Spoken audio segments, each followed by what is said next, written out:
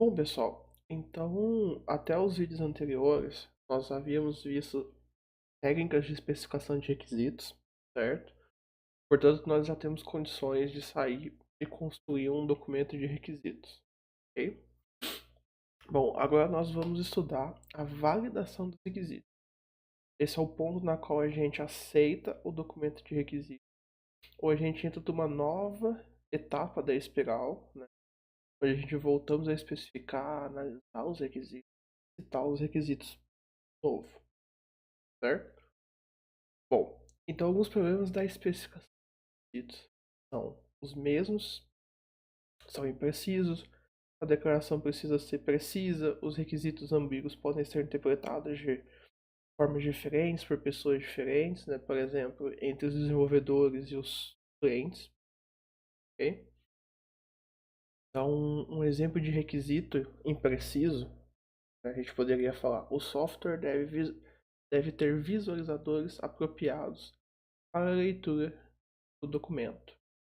Bom, então normalmente o cliente, né, ou o usuário, ele pode ter um entendimento a respeito desse termo visualizadores apropriados, ou seja, ele se refere que no sistema dele todo tipo de documento vai ser visualizado a partir do sistema, ou seja, os documentos de extensões PDF, PPT, doc, qualquer outro tipo de documento, todos eles vão poder ser abertos via aplicação que está sendo desenvolvida. Já o desenvolvedor ele pode ter um entendimento que é algo mais simples, ou seja, um visualizador textual que apenas mostra o conteúdo do documento e apenas isso, entendeu? Então essa contradição no entendimento da interpretação de cada um dos stakeholders do projeto é comum, ok? E então em função disso os requisitos devem ser precisos, devem ser exatos, ou seja, no caso o correto seria que o analista de negócio ou o analista de requisitos especificasse qual visualizador para qual tipo de extensão seria provido no desenvolvimento do projeto. Ok?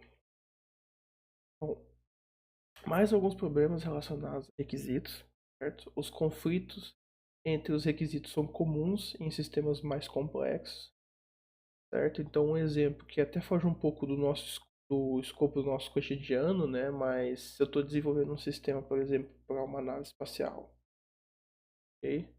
E eu preciso minimizar o peso. Para minimizar o peso, a quantidade de chips no sistema deve ser minimizada. E para minimizar o consumo de energia, é preciso usar chips de baixo consumo. No entanto, o uso de chips de baixo consumo significa que mais chips têm que ser usados. Eu tenho um requisito que contradiz o outro. Okay? Esse requisito é contrário, conflita com outro requisito. Então é importante, nesse caso, lá na fase de análise, chegar a uma conclusão de qual requisito é o mais crítico. Se é o peso ou se é o consumo de energia. Ok? E aí a gente tem um outro problema na especificação, né, que é a linguagem natural, que a gente usa na especificação de requisitos. E linguagem natural ela tem uma falta de clareza, certo? Então a precisão é difícil de ser encontrada, sem tornar o documento difícil para leitura. É muito difícil ser claro sem deixar o documento muito difícil para ler. Porque às vezes você precisa usar termos mais específicos, por exemplo, para você trazer a ideia correta do documento. Então existe a possibilidade de haver confusão de requisitos, ou seja, os funcionais e os requisitos funcionais e requisitos não funcionais, eles tendem a ser misturados, né? Isso é comum e quanto mais experiência, quanto mais tempo de trabalho, né, o analista ou o desenvolvedor tem, esse problema tende a ser minimizado. Outro problema muito comum é a fusão de requisitos, ou seja, vários requisitos diferentes podem ser expressos juntos, e isso pode causar problemas, especificamente na estimativa de tamanho, esforço, custo de projeto, entre outras estimativas.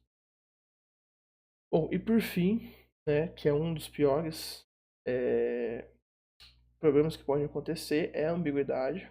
Os leitores e os escritores do documento requisitos, eles devem interpretar as mesmas palavras das mesmas formas.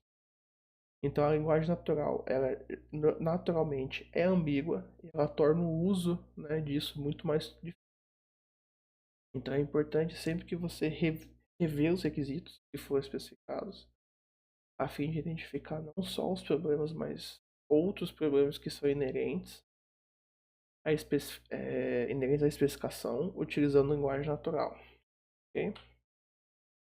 Bom, então por fim a gente ainda tem algumas outras questões, que é a questão da flexibilidade da linguagem natural.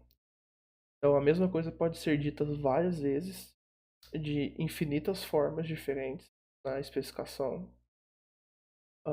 A falta de modelização, as estruturas da linguagem natural são inadequadas para você estruturar requisitos do sistema. O fato de você poder falar a mesma coisa com diversos níveis de abstração, né? Ou seja, diversos níveis de granularidade, o próprio requisito do cliente tem um nível de abstração maior e ele é mais abstrato e menos granular comparado a um requisito de sistema.